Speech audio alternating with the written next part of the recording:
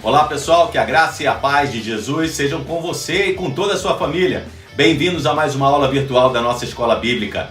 Depois de 13 semanas, chegamos ao término do estudo do Evangelho de Jesus Cristo, escrito pelo apóstolo Mateus. Ele tem em mente o seu povo, os judeus, e quer deixar claro que Jesus era o Messias prometido por Deus e anunciado pelos profetas, enviado para estabelecer o reino de Deus entre os homens. Por isso, ele começa do começo, narrando a genealogia de Jesus, que destaca o seu parentesco com duas das figuras mais notáveis da história de Israel, Abraão e Davi. Todo o Evangelho é narrado em torno de 5 grandes discursos ou sermões de Jesus. O primeiro é o Sermão do Monte, entre os capítulos 5 e 7, que evidencia o significado da verdadeira retidão. Depois temos a comissão dos 12 no capítulo 10 e as parábolas sobre o reino de Deus no capítulo 13. No capítulo 18, temos todo um sermão sobre humildade e perdão. No 23, a denúncia contra os escribas e fariseus. E finalmente, nos capítulos 24 e 25, que estudamos na semana anterior, temos o pequeno Apocalipse de Jesus, ou o Sermão do Monte das Oliveiras. Tendo alimentado, ensinado e curado muitas pessoas, Jesus está pronto para o cumprimento final do seu ministério e assim anuncia sua morte mais uma vez aos seus discípulos. Mateus 26, verso 1. Quando Jesus acabou de proferir essas palavras, disse aos seus discípulos: Vocês sabem que daqui a 2 dias será celebrada a Páscoa e o Filho do Homem será entregue para ser crucificado. Então os principais sacerdotes e os anciãos do povo se reuniram no palácio do sumo sacerdote, chamado Caifás, e deliberaram prender Jesus à traição e matá-lo, mas diziam: não durante a festa, para que não haja tumulto entre o povo. Caifás era o sumo sacerdote à época, uma pessoa perversa e manipuladora. Ele não media esforços para obter o que queria, mesmo que isso implicasse em faltar com a justiça e derramar sangue inocente, desde que seus interesses estivessem protegidos. É possível que ele tivesse medo de que Jesus pudesse precipitar uma revolução em que Roma se voltaria contra Jerusalém e ameaçasse o seu conforto. Diante da discussão do Sinédrio, basicamente Caifás afirmou que se Jesus continuasse vivo, a nação pereceria. Porém, se ele fosse morto, a nação seria salva. O conselho de Caifás surtiu efeito e foi seguido pelos líderes judeus. Eles começaram a conspirar contra a vida de Jesus. O desejo deles era conseguir prendê-lo e finalmente matá-lo. De certa forma, eles temiam a reação popular diante de uma eventual prisão de Jesus. Nesse aspecto, Judas Iscariotes se encaixou como uma luva quando propôs traí-lo secretamente, aceitando 30 moedas de prata. Diz a palavra de Deus que na noite em que Jesus foi traído e preso, ele reuniu os seus discípulos para celebrar a Páscoa, conforme determinava a lei judaica. E foi nessa ocasião que o Senhor nos deixou a primeira de suas 2 ordens claras: celebrai a ceia do Senhor até que eu volte, trazendo à memória o seu sacrifício para que o nosso relacionamento com Deus pudesse ser restabelecido. Assim o mestre ensinou. Enquanto comiam, Jesus pegou um pão e, abençoando-o, partiu e o deu a seus discípulos, dizendo: Tomem, comam, isso é o meu corpo. A seguir, Jesus pegou um cálice e, tendo dado graças, o deu aos seus discípulos, dizendo: Bebam todos dele, porque isso é o meu sangue, o sangue da aliança, derramado em favor de muitos para a remissão de pecados. E digo a vocês que desta hora em diante nunca mais beberei deste fruto da videira, até aquele dia em que beberei com vocês o vinho novo no reino de meu Pai. A ceia do Senhor não é uma repetição do sacrifício de Jesus, mas uma recordação, um memorial. O sacrifício de Jesus, uma vez realizado, é suficiente para o perdão dos pecados. O sacrifício de Cristo não perde a validade com o tempo e não necessita de repetições ou complementos. Cada igreja cristã celebra a ceia do Senhor de uma maneira diferente, porque o Novo Testamento não nos dá muitos detalhes a respeito. Em nossa igreja, a ceia do Senhor é celebrada sempre no 2º domingo do mês, no culto que prestamos ao Senhor pela manhã. Desse memorial devem participar todos aqueles que são discípulos de Jesus, ou seja, aqueles que reconheceram publicamente o seu senhorio, que ele é o nosso Salvador e que fizeram um compromisso de viver de maneira a agradar o seu mestre, obedecendo os seus mandamentos, como por exemplo o batismo. Devemos ser sempre gratos a Deus por ter enviado o seu Filho para morrer a nossa morte, a fim de que possamos agora viver a sua vida na certeza de que um dia estaremos com Ele na eternidade. E por falar em eternidade, onde você passará a sua? Você já tomou essa decisão? Jesus Cristo já é Senhor da sua vida?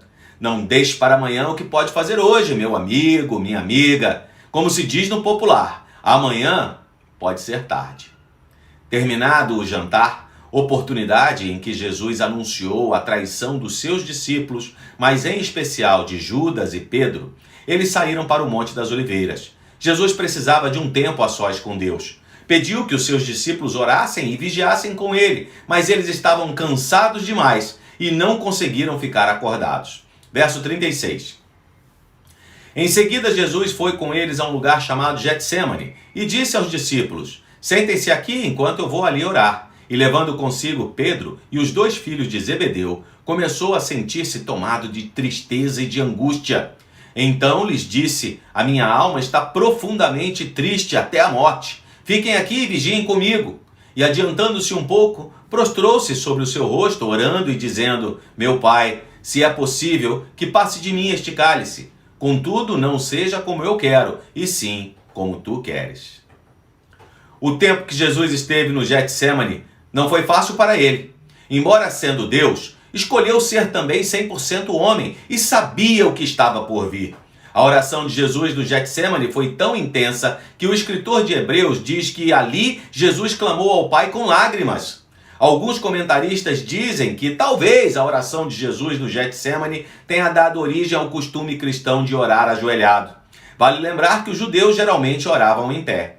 Lucas nos informa que tamanha foi a angústia de Cristo que o seu suor se tornou como gotas de sangue caindo sobre a terra. Ele também informa que um anjo do céu apareceu para confortar Jesus. E Mateus esclarece que naquela noite Jesus orou 3 vezes no jardim de Getsêmani. No intervalo entre uma oração e outra, Jesus encontrou seus discípulos dormindo. Foi nesse contexto que ele fez a seguinte exortação: vigiai e orai, para que não entreis em tentação. Na verdade, o espírito está pronto, mas a carne é fraca. Em certo momento da noite, Judas Iscariote chegou ao Getsêmani acompanhado dos guardas do templo e de soldados romanos. Judas identificou Jesus saudando-o com um beijo no rosto. Estudiosos dizem que não era incomum que a guarda do templo demonstrasse um comportamento, assim por dizer, violento e agressivo. Além disso, a guarda do templo e os legionários romanos carregavam armas. O apóstolo João e o evangelista Marcos indicam que havia entre eles quem estivesse armado com porretes, espadas e tochas. Verso 50.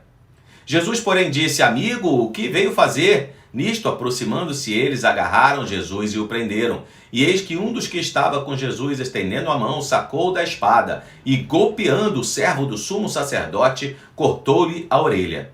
Então Jesus lhe disse: coloque a espada de volta no seu lugar, pois todos os que lançam mão da espada, a espada perecerão. Ou você acha que não posso pedir ao meu Pai, ele me mandaria neste momento mais de 12 legiões de anjos? Mas como então se cumpririam as Escrituras, que dizem que assim deve acontecer? Naquele momento, Jesus disse às multidões: vocês vieram com espadas e porretes para prender-me, como se eu fosse um salteador? Todos os dias, no templo, eu me assentava ensinando e vocês não me prenderam. Tudo isso, porém, aconteceu para que se cumprisse as Escrituras dos profetas. Então todos os discípulos o deixaram e fugiram. Os textos sobre Jesus do Getsêmani revelam tanto a sua humanidade como a sua divindade. Se por um lado podemos ver Jesus clamando ao Pai num estado de angústia tão grande a ponto do seu suor ter se tornado como sangue, por outro lado podemos vê-lo como o verdadeiro Filho de Deus, capaz de realizar milagres e com autoridade tal para reivindicar a presença de mais de 12 legiões de anjos, se assim fosse preciso. Aqueles homens tinham ido muito bem equipados para prender Jesus, mas não puderam resistir à sua majestade. O apóstolo Pedro foi quem parece não ter entendido muito bem a situação. Na tensão do momento em que Jesus estava sendo preso, a Bíblia diz que o afoito discípulo desembainhou a sua espada e cortou a orelha direita de Malco, o servo do sumo sacerdote. Mesmo em meio a todo aquele tumulto, Jesus tocou a orelha de Malco e o curou. o último milagre de cura feito pelo Senhor em seu ministério terreno, que ficou registrado na Bíblia. É interessante notar que mesmo na hora da sua prisão, o Senhor Jesus mostrou misericórdia e compaixão justamente a um daqueles homens que foram prendê-lo. Se você continuar a ler o restante do capítulo, certamente seu coração será entristecido. O Rei da Glória, o Senhor dos Senhores, aquele que alimentou, ensinou, curou e amou mais do que ninguém as pessoas, foi preso, interrogado e julgado por religiosos levianos e inescrupulosos, que o levaram à presença de Pilatos, o governador romano da Judéia, que detinha o poder de vida e morte, para que ele fosse condenado à morte, depois de rejeitado pelas mesmas pessoas que ele abençoou. Mateus descreve assim aquele terrível momento. A partir do meio-dia houve trevas sobre toda a terra até as 3 horas da tarde. Por volta das 3 horas da tarde, Jesus clamou em alta voz, dizendo: Eli, Eli, lama sabachthani. Isso quer dizer: Deus meu, por que me desamparastes? Alguns dos que estavam ali ouvindo isso diziam: Ele chama por Elias. E logo um deles correu a buscar uma esponja e, tendo-a embebido em vinagre e colocado na ponta de um caniço, deu-lhe de beber. Os outros, porém, diziam: Espere, vejamos se Elias vem salvá-lo. E Jesus, clamando outra vez em alta voz, entregou o Espírito. Eis que o véu do santuário se rasgou em 2 partes, de alto a baixo. A terra tremeu e as rochas se partiram, os túmulos se abriram e muitos corpos de santos já falecidos ressuscitaram. E saindo dos túmulos, depois da ressurreição de Jesus, entraram na cidade santa e apareceram a muitos. O centurião e os que com ele guardavam Jesus, vendo o terremoto e tudo o que se passava, ficaram possuídos de grande temor e disseram: verdadeiramente este era o Filho de Deus. A morte de Jesus na cruz foi um evento que marcou para sempre a história. A crucificação de Jesus e a sua ressurreição revelam ao mundo a grandeza da misericórdia de Deus e a imensidão do seu amor. O Cristo crucificado ensinou ao pecador o significado da graça divina. Quando Jesus entregou seu espírito a Deus e morreu, o véu do santuário se rasgou em 2 partes, de alto a baixo. Isso significa que por meio da sua morte, o caminho para o santuário celestial foi aberto. Houve também um tremor de terra que partiu as rochas e abriram-se os sepulcros. Sem maiores explicações, o texto bíblico informa que, em conexão com a morte de Jesus, muitos corpos de santos que dormiam ressuscitaram. Não é dito sobre quem eram estas pessoas, apenas que elas apareceram a muitos em Jerusalém. De uma forma incompreensível e maravilhosa, a Bíblia revela que o amor de Deus não é o efeito da crucificação de Jesus, mas a sua causa. Deus não nos ama porque Jesus esteve na cruz, mas Jesus esteve na cruz porque Deus nos ama. Jesus foi submetido a uma dor que homem algum seria capaz de suportar. Seus sofrimentos não foram meramente intensos, mas principalmente vicários. Ou seja, nós é que merecíamos morrer naquela cruz, mas ele tomou voluntariamente o nosso lugar. A Bíblia diz que ele foi transpassado pelas nossas transgressões e moído pelas nossas iniquidades. O profeta Isaías diz que o castigo que nos traz a paz estava sobre ele. O resultado disso é que pelas suas pisaduras nós fomos sarados. Louvado seja o nome do nosso Senhor e Salvador Jesus Cristo, que morreu uma morte terrível em nosso lugar. Mas a morte não tinha poder para derrotá-lo. Ele venceu a morte e ressuscitou. A ressurreição de Cristo é uma doutrina fundamental da fé cristã. Sem a ressurreição, não há evangelho, não há cristianismo, não há igreja, não há salvação e não há esperança de vida eterna. Veja como é lindo o relato de Mateus. Passado o sábado, no começo do primeiro dia da semana, Maria Madalena e a outra Maria foram ver o túmulo. E eis que houve um grande terremoto, porque um anjo do Senhor desceu do céu e, aproximando-se, removeu a pedra e sentou sobre ela. O aspecto dele era como um relâmpago e a sua roupa era branca como a neve. E os guardas, com medo do anjo, tremeram e ficaram como se estivessem mortos. Mas o anjo, dirigindo-se às mulheres, disse: não tenham medo. Sei que vocês procuram Jesus, que foi crucificado. Ele não está aqui, ressuscitou, como tinha dito. Venham ver onde ele jazia. Agora vão depressa e digam aos seus discípulos que ele ressuscitou dos mortos e vai adiante de vocês para a Galiléia. Lá o verão. É como acabei de dizer a vocês. Interessante. A Bíblia diz que um anjo do Senhor removeu a grande pedra que fechava o túmulo, mas não diz que isso aconteceu para que Jesus pudesse sair de dentro dele. Na verdade, parece que a pedra foi removida para que as pessoas pudessem entrar e ver que, de fato, o túmulo estava vazio. Na ressurreição, houve uma transformação de sua humanidade. Na verdade, Jesus ressuscitou num corpo totalmente glorificado, não mais preso às leis da física e muito menos sujeito à morte. O mesmo corpo que eu e você iremos receber na eternidade com Deus. Depois de ressuscitado, os evangelhos narram alguns momentos em que Jesus esteve ainda com os seus discípulos antes de subir aos céus. Mateus narra um desses encontros, um dos textos mais conhecidos entre os cristãos, também chamado de A Grande Comissão, capítulo 28, verso 16. Os 11 discípulos partiram para a Galiléia, para o monte que Jesus lhes havia designado. E quando viram Jesus, o adoraram, mas alguns duvidaram. Jesus, aproximando, falou-lhes, dizendo: toda a autoridade me foi dada no céu e na terra. Portanto, vão e façam discípulos de todas as nações, batizando-os em nome do Pai, do Filho e do Espírito Santo, ensinando-os a guardar todas as coisas que tenho ordenado a vocês. E eis que estou com vocês todos os dias, até o fim dos tempos. O Evangelho de Mateus chegou ao fim, mas não a história da salvação. O Senhor deixou uma missão: façam discípulos. Para quem foi direcionada essa ordem? Para os que presenciaram o seu ministério e o seguiram, acreditando em sua mensagem. Mas também para nós, os cristãos do século 21.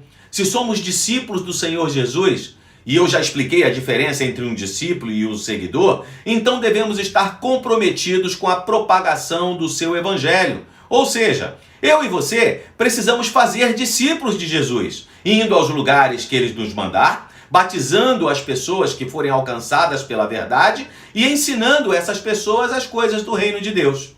Deixe-me perguntar, quantas pessoas você já levou a Jesus? Quantos discípulos estão em sua lista? Nenhum? Opa! Se fazer discípulos é uma ordem de Jesus e eu não obedeço essa ordem, tem alguma coisa errada, não é mesmo? Mas não se desespere, ainda dá tempo. Aproveite o momento que nós estamos vivendo e fale do amor de Jesus a outras pessoas, seus amigos, seus familiares. Quantas pessoas estão sofrendo, vulneráveis e precisando do conforto do Espírito Santo durante essa pandemia? Não deixe para amanhã, aproveite as oportunidades. Se precisar de ajuda, entre em contato conosco. O amado irmão Vanderlei e sua equipe de mobilização evangelística podem ajudar, assim como eu, o pastor Carlos e também o pastor Josias. Estamos prontos para auxiliar você nesta que é a maior e a mais importante missão da Igreja de Jesus. Então é isso, pessoal. Muito obrigado por você ter estado conosco nessas 13 semanas. Fizemos uma fantástica viagem à Judéia e à Galiléia dos templos de Jesus e aprendemos muito com o Mestre. Agora é colocar o que aprendemos em prática. Que o Senhor os abençoe e os guarde.